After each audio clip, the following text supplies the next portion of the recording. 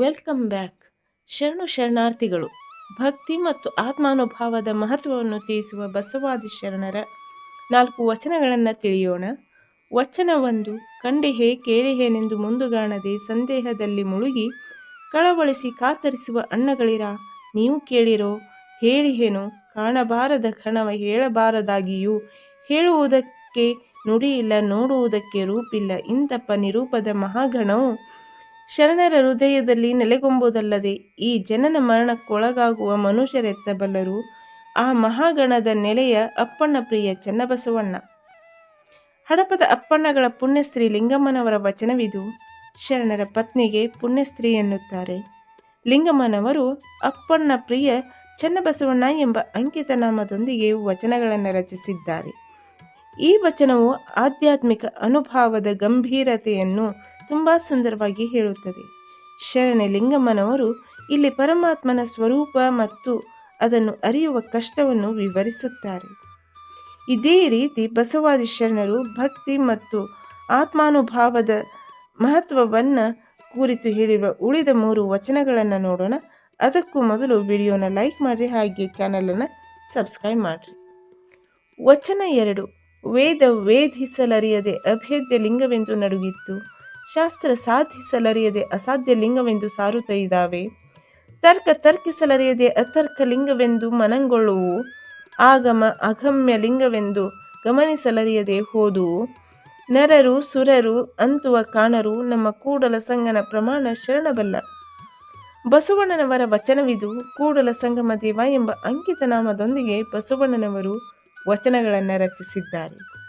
ಬಸವಣ್ಣನವರ ಈ ವಚನವು ವೇದ, ಶಾಸ್ತ್ರ, ತರ್ಕ, ಆಗಮಗಳಂತಹ ಜ್ಞಾನ ಮಾರ್ಗಗಳು ಲಿಂಗವನ್ನು ಅಂದರೆ ಪರಮಾತ್ಮನನ್ನು ಅರ್ಥ ಮಾಡಿಕೊಳ್ಳುವಲ್ಲಿ ಸೋಲುತ್ತವೆ.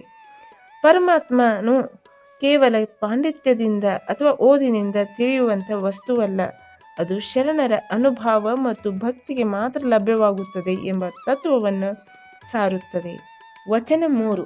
ಅಜ್ಞಾನಿಯಾದವಂಗೆ ಅರಿವು ತಾನೆಲಿಯದು, ಸುಜ್ಞಾನಿಯಾದವಂಗೆ ಮರಹು ತಾನೆಲಿಯದು, ನಾನೆರಿದೇನೆಂಬಾತ ಇದಿರ ಕೇಳಲುಂಟೆ, ಭ್ರಾಂತಿನ ಭ್ರಮೆಯೊಳಗೆ ಬಳಲುತ್ತಿರಲು ಮಾತಿನ ಮಾಲೆಯೊಳಗೆ ಅರಿವೆಂಬುದುಂಟೆ, ಸೂತಕವ ಹಿಂಗದೆ ಸಂದೇಹವ ನಡೆಯದೆ ಮುಂದಣ ಸೂಕ್ಷ್ಮವ ಕಾಂಬ ಪರ್ಯಂತೋ, ಜ್ಯೋತಿಯ ಬಸ್ಸಿರೊಳಗೆ ಜನಿಸಿದ ಕಾಂತಿಯುತ ಪ್ರಭೆಯ ಬೆಳಗು ಗುಹೇಶ್ವರ ನಿಮ್ಮ ಶರಣ. ಅಲ್ಲಮ ಪ್ರಭುದೇವರ ವಚನವಿದು. ಅಲ್ಲಮ ಪ್ರಭುದೇವರು ಗುಹೇಶ್ವರ ಎಂಬ ಅಂಕಿತ ನಾಮದೊಂದಿಗೆ ವಚನಗಳನ್ನು ರಚಿಸಿದ್ದಾರೆ. ಈ ವಚನವು ಆಳವಾದ ಆತ್ಮಜ್ಞಾನ ಮತ್ತು ಅಜ್ಞಾನದ ನಡುವಿನ ವ್ಯತ್ಯಾಸವನ್ನು ತಿಳಿಸುವಂಥದ್ದಾಗಿದೆ. ಮನಸ್ಸಿನ ಶುದ್ಧತೆ, ಸಂದೇಹ ನಿವಾರಣೆ ಮತ್ತು ಒಳಗಿನ ಅನುಭವದಿಂದಲೇ ನಿಜವಾದ ಜ್ಞಾನ ಅಂದರೆ ಪರಮಾತ್ಮನ ಅನುಭವ ಸಿಗುತ್ತದೆ ಎಂಬುದನ್ನು ಈ ವಚನದಲ್ಲಿ ಅಲ್ಲಮ ಪ್ರಭುದೇವರು ತಿಳಿಸುತ್ತಾರೆ. ವಚನ 4. ವೇದಂಗಳಿಗೆ ಭೇದ್ಯವಾದ ಶಿವನ ಭೇದಿಸಿ ಕಂಡರು ನೋಡ ಶರಣರು, ಶಾಸ್ತ್ರಗಳಿಗೆ ಸಾಧ್ಯವಾದ ಶಿವನ ಸಾಧಿಸಿ ಕಂಡರು ನೋಡ ಶರಣರು, ಆಗಮಗಳಿಗತಿ ರಹಸ್ಯವಾದ ಶಿವನ ಅರಿದು ಕಂಡರು ನೋಡ ಶರಣರು, ಅಗಮ್ಯ ಅಪ್ರಮಾಣವಾದ ಪರಶಿವನ ಪ್ರಮಾಣಿಸಿ ಕಂಡು ಒಳಪೊಕ್ಕು ಬೆರೆಸಿದರು ನೋಡ ನಮ್ಮ ಅಖಂಡೇಶ್ವರನ ಶರಣರು. ಷಣ್ಮುಖ ಸ್ವಾಮಿಗಳ ವಚನವಿದು.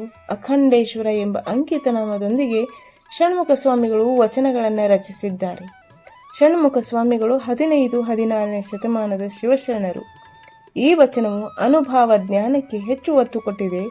ವೇದ ಶಾಸ್ತ್ರ ಆಗಮಗಳಿಂದಲ್ಲ, ನೇರ ಅನುಭವದಿಂದಲೇ ಶಿವನ ದರ್ಶನ ಸಾಧ್ಯ ಎನ್ನುವುದಾಗಿದೆ.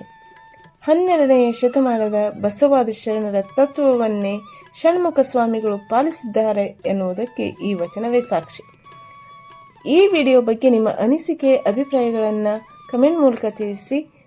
ಬಸವಾದಿ ಶರಣರ ವಚನಗಳಿಗಾಗಿ ಚಾನಲನ್ನು ಸಪೋರ್ಟ್ ಮಾಡಿ, ಲೈಕ್ ಮಾಡಿ, ಶೇರ್ ಮಾಡಿ ಮತ್ತು ಸಬ್ಸ್ಕ್ರೈಬ್ ಮಾಡಿ. Thank you for watching.